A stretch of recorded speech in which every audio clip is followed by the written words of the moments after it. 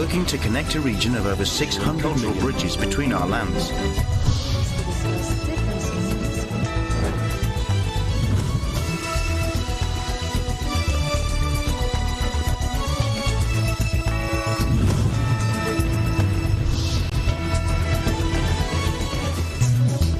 Good evening, I'm Alma Angeles. You're watching ASEAN in Focus on tonight's headlines. A Korean airplane slid off the runway while landing at Cebu International Airport, causing slight injuries and shutting down the country's second busiest airport. Southeast Asian foreign ministers will hold an emergency talk in Jakarta this week to discuss the strife-torn Myanmar ahead of November's ASEAN Leaders Summit. And President Marcos led the unveiling of the Upper East Township marker in Bacolod City, a 34-hectare township development poised to become the city's central district hub for the newest and modern businesses. And the Electric Vehicle Association of the Philippines, or EVAP, is calling on both the public and private sectors to push for the adoption of electric vehicles in the country's transportation system at the 10th Philippine Electric Vehicle Summit.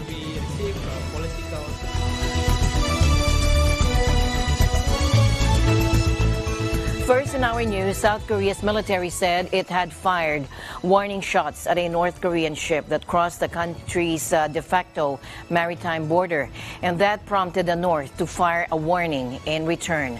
A North Korean merchant vessel crossed what is known as the Northern Limit Line at 3:42 a.m. but retreated north after Seoul's Navy fired warning shots, according to South Korea's Joint Chiefs of Staff. Pyongyang's Korean People's Army said a South Korean military vessel had invaded the de facto border by 2.5 to 5 kilometers a few minutes later, and that the KPA fired 10 warning rounds from the country's west coast. Never officially delineated by the 1953 armistice agreement that brought Korean War hostilities to a close, the maritime border remains a flashpoint and has been the location of several previous clashes between the two sides. North Korea has fired multiple artillery barrages this month into a maritime buffer zone that was set up in 2018 as a way to reduce tensions between the two countries during a period of ill-fated diplomacy. Seoul has also recently conducted live-fire drills, and the U.S. redeployed a nuclear-powered aircraft carrier to the region to conduct large-scale trilateral drills, also involving Tokyo.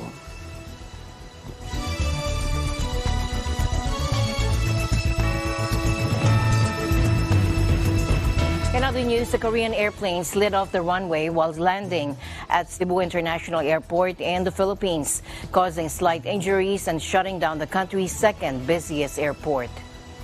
The Civil Aviation Authority of the Philippines, or CAAP, said in a report that all 173 passengers and crew of Korean flight KE-631 from Incheon were evacuated safely after the Airbus A330 aircraft overshot the runway on Sunday. Minor injuries were treated at the airport clinic. Glenn Napuli, the airport's Assistant Secretary General or Assistant General Manager, said the airport would be shut down until midnight and the authorities were working to resume flights within the day. He said, "We are hoping by tomorrow we can remove the aircraft," Napuli said in a briefing. An investigation was underway into the cause of the accident. Korean Air President Woo Ki-hong has apologized over the incident and vowed a thorough investigation by both Philippine and Korean authorities. When disasters and pandemic collide, what does it mean to ASEAN? The answer is here at the virtual public launch of the ASEAN Risk Monitor and Disaster Management Review, or ARMOR, 3rd edition, which is funded by the EU. Let's take a look at some excerpts.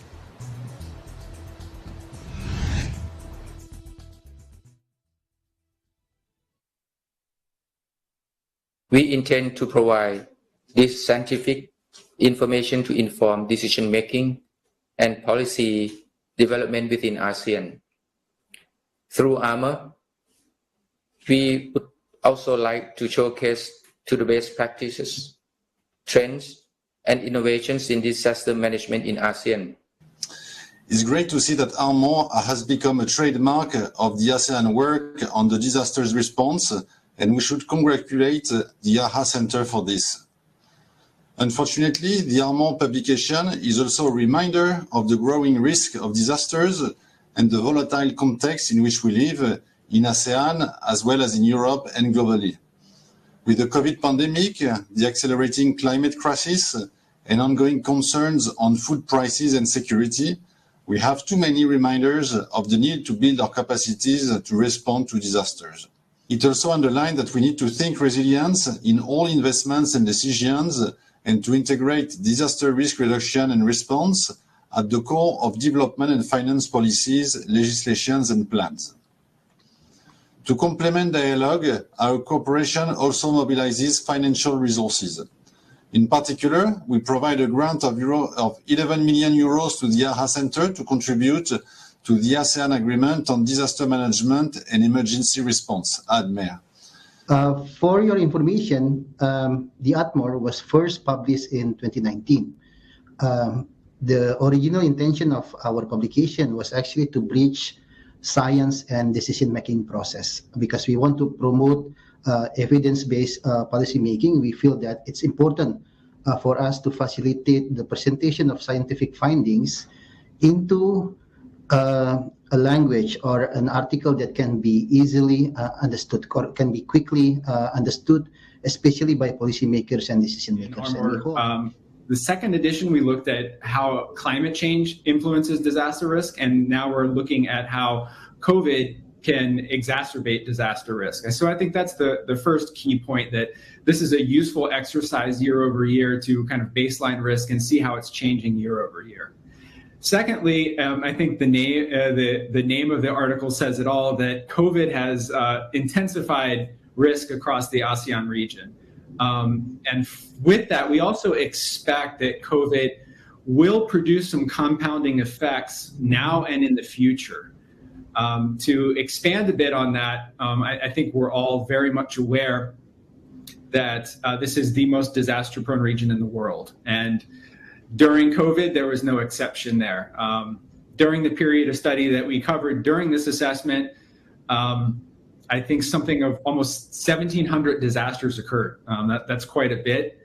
And that's 48% of all the disasters within the time frame of 2012 to 2021. So that's quite a bit. So what explains that? One would be the better monitoring capabilities of ASEAN member states through the national disaster management organizations, but also the aggregating effects of the pandemic on already existing disaster risk-scape over the region.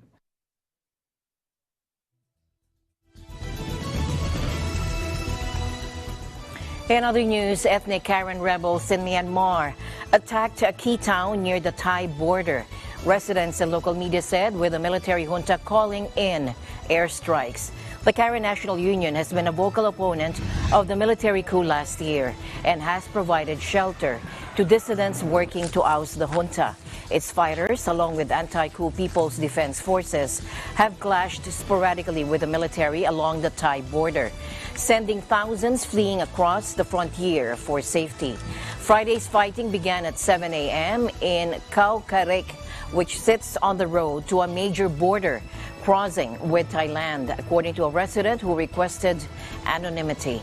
Now, the junta said ethnic rebels and PDF fighters had attacked the town with heavy artillery fire on residential areas, civil servants' quarters, and government offices from early morning.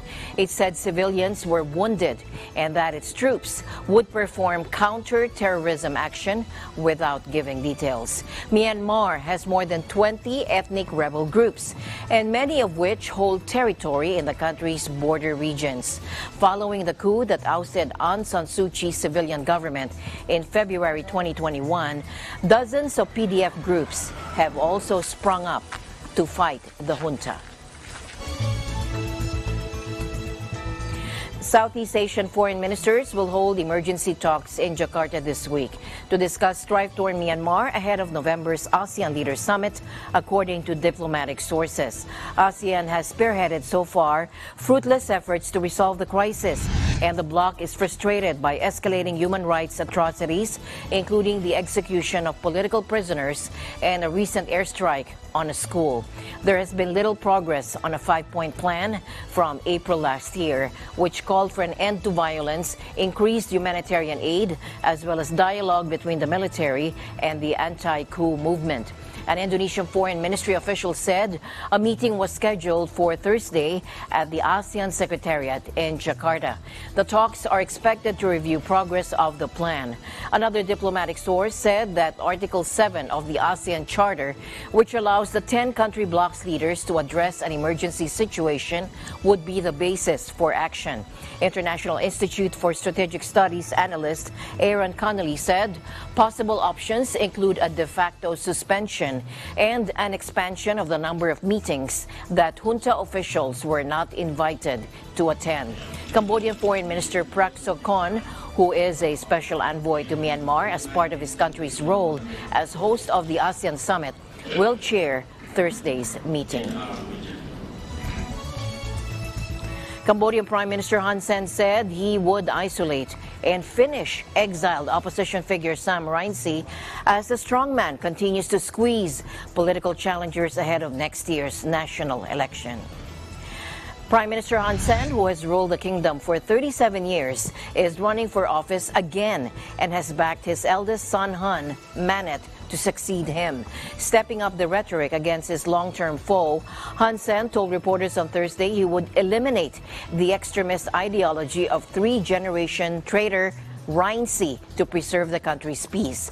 Cambodian Prime Minister Hun Sen also said he would isolate and finish 73-year-old Rainsy, who had appealed on Sunday to the Cambodian people and army to liberate the country from the ruler's family. Hun Sen warned any political party with links to the politician would face dissolution and that people who offer him assistance could face repercussions. His latest comments come a day after a Cambodian court sentenced Rainsy, who has taken refuge in France, where he is a dual national, to life imprisonment for allegedly attempting to cede territory to a foreign entity. Rainsy is the co-founder of the banned Cambodian National Rescue Party, which was dissolved ahead of 2018's widely criticized elections. Rights groups say 70-year-old Hun Sen, Asia's longest-serving leader, has wound back democratic freedoms and used the courts to stifle opponents, jailing scores of opposition figures and activists. The World Health Organization said it's too early to lift the highest level alert for the COVID crisis. It also said that despite recent progress, the pandemic remains a global health emergency. The WHO's Emergency Committee on COVID-19 met last week and concluded that the pandemic is still constitutes a public health emergency of international concern, a status it declared back in January 2020. Take a look. Last week, the Emergency Committee on COVID-19 met to discuss the global situation and the way forward. The committee's view is that COVID-19 remains a public health emergency of international concern, and I agree. The committee emphasized the need to strengthen surveillance and expand access to tests, treatments, and vaccines for those most at risk, and for all countries to update their national preparedness and response plans. It is too early to terminate the public health emergency of international concern. There are still too many deaths. There are still too much uncertainty regarding the variant, their pathogenic effect, the immune escape effect, and there is still too much fear that termination of the fake might aggravate existing inequalities in access to vaccine or therapeutics and might demobilize all the efforts engaged to prepare for a future pandemic.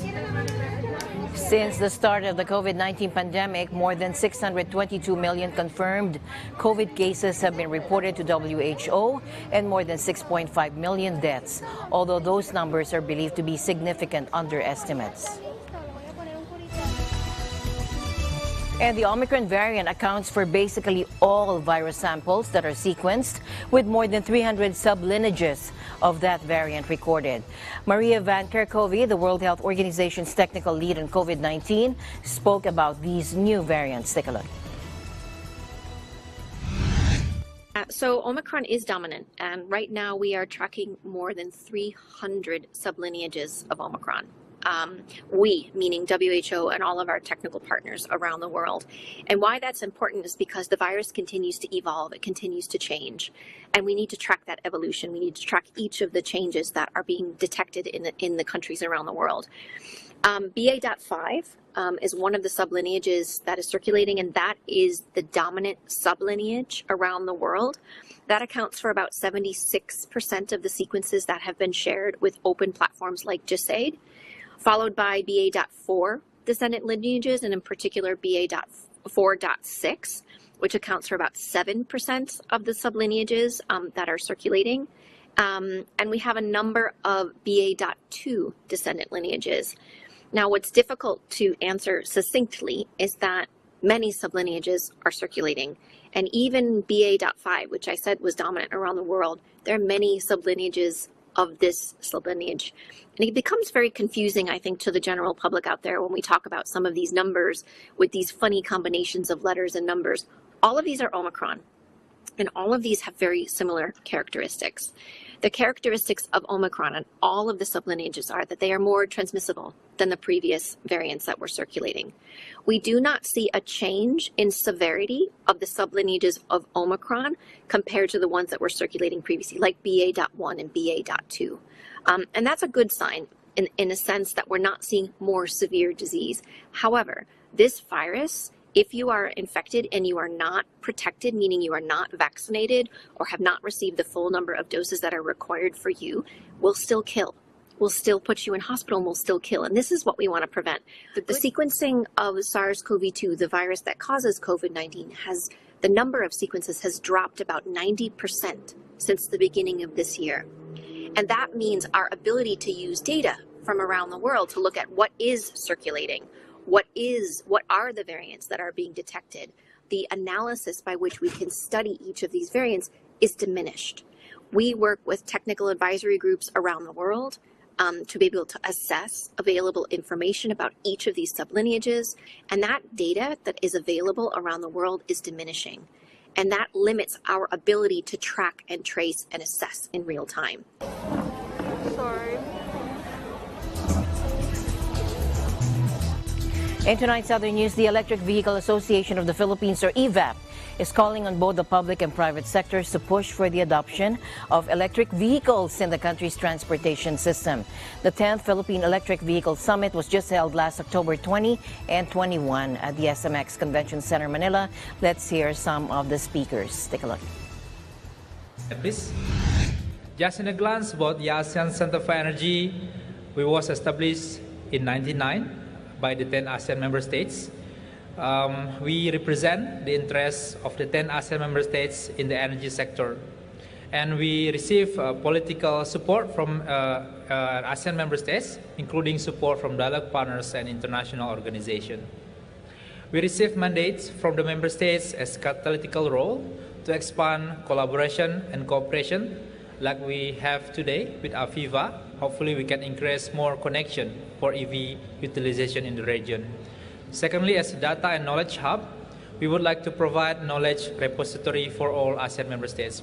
EE is the way of life. I think this is something that we need to utilize in the individual level, corporate level, also in the regional level.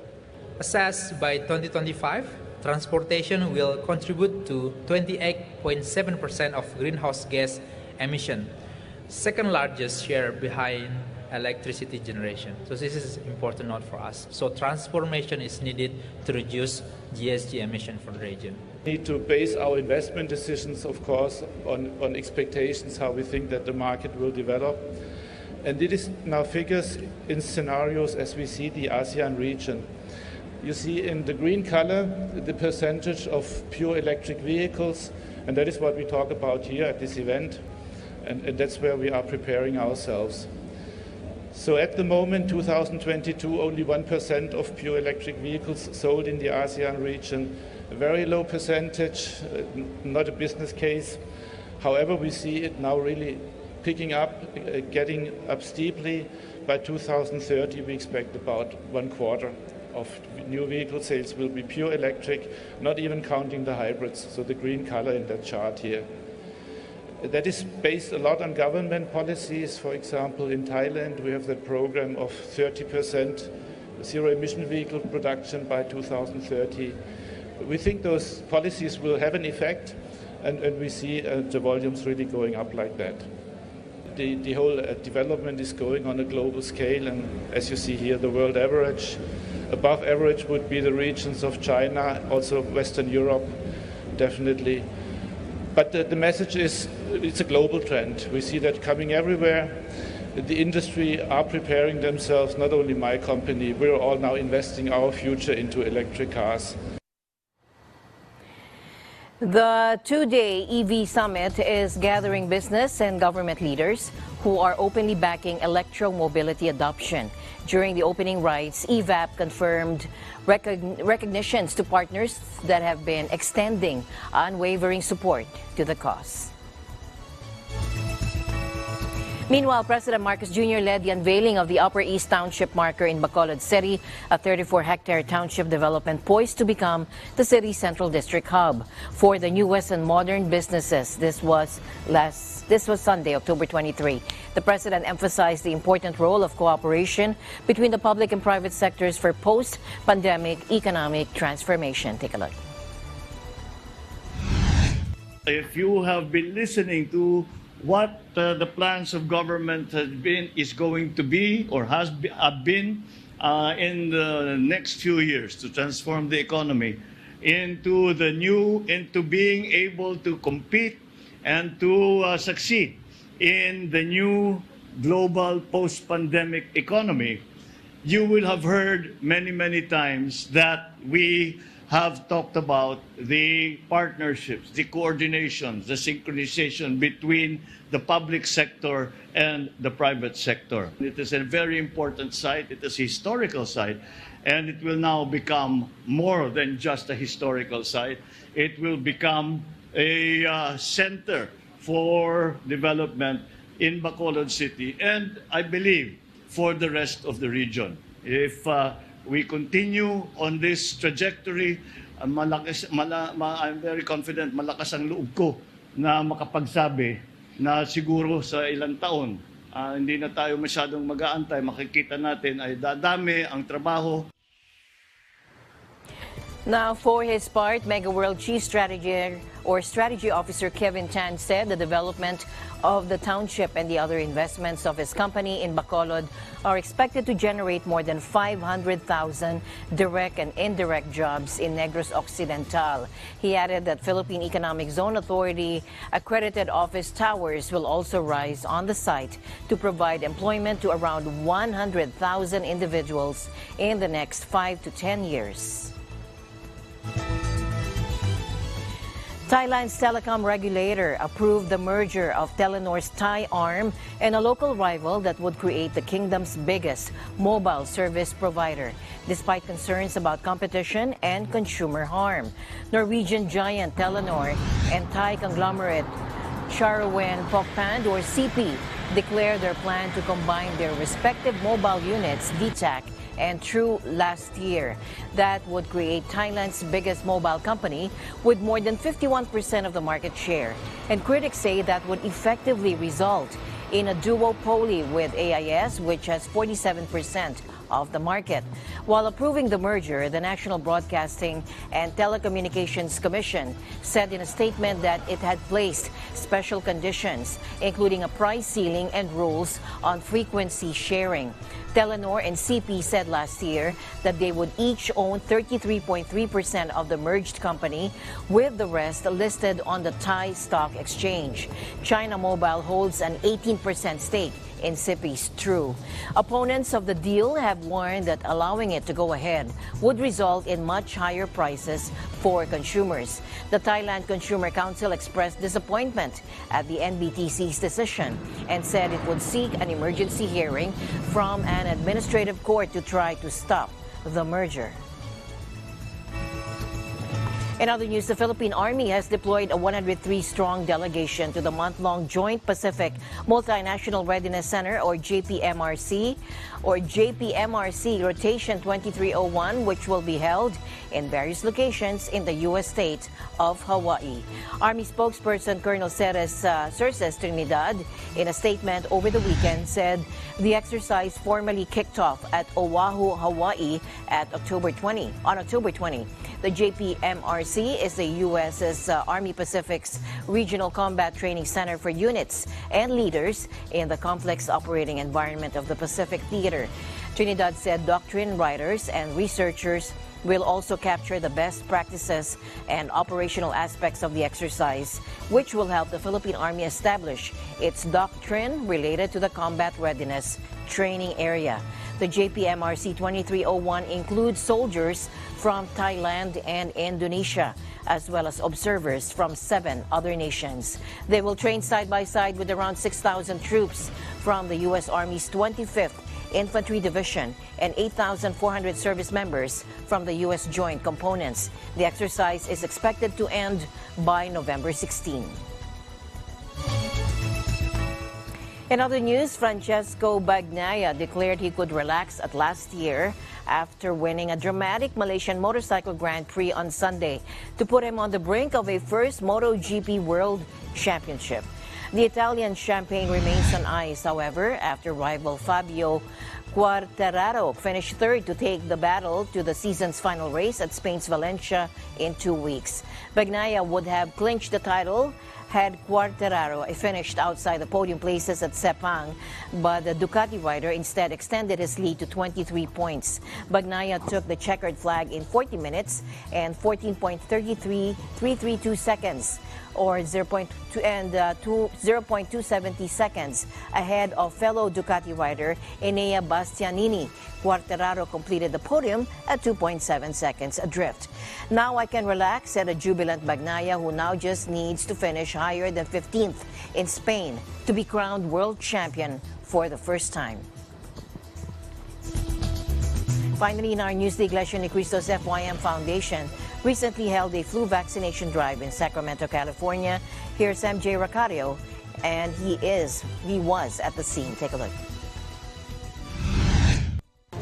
Yearly, the FYM Foundation having their community outreach via flu vaccination drive here in Sacramento, California. Take a look. Yearly, the FYM Foundation of the Church of Christ Iglesia Ni Cristo conduct its community outreach. Yes, today, October 1st, we are here in the chapel compound of the local congregation of Sacramento, and we are having our community outreach in the form of a free flu vaccination clinic. This is yearly. We've been doing this for the past few years. The neighbors around look forward to it. It's not just the members of the Church of Christ or the Iglesia Ni Cristo that benefit. In fact, this is open to the public. It is a community outreach, and even now you can see some of the cars driving through, filled with families, individuals walking in. Many of them, I would say a majority of the ones benefiting today, are not members of the church. Thank you. What is FYM Foundation all about? FYM Foundation is about helping our brothers and sisters, especially the non-members out there in the community. And I know you're doing all this outreach all throughout the year. And why is this important?